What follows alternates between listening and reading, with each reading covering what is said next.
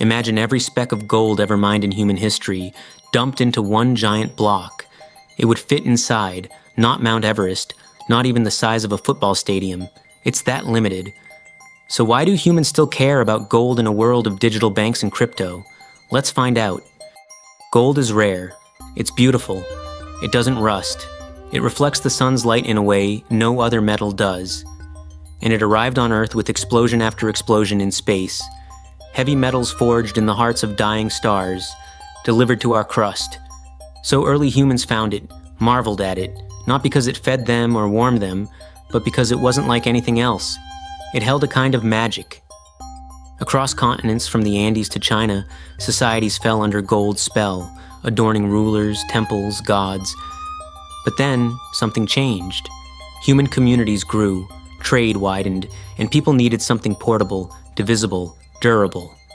Jewels were nice, but you couldn't carry a giant gold statue to buy wheat. Gold was rare, but not too rare. It could be melted, shaped, split. It became one of the world's first forms of money.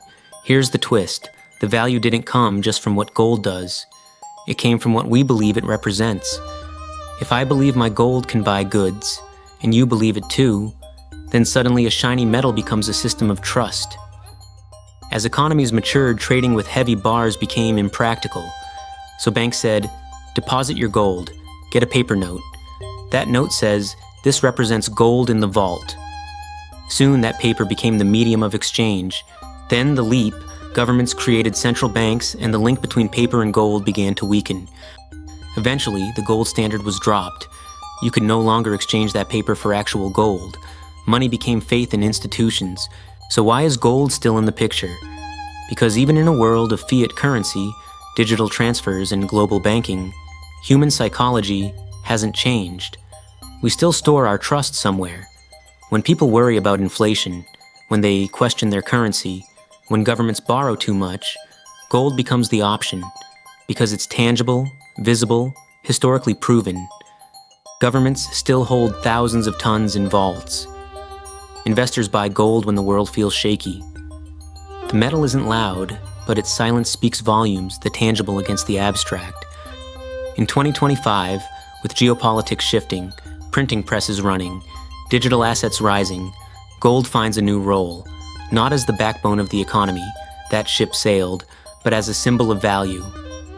Ask yourself, when everything is digits and algorithms, what do you trust?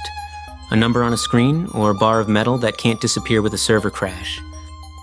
Gold won't dominate the future of money, but it won't vanish either. It stands behind the scenes, a quiet reminder that value still begins with belief.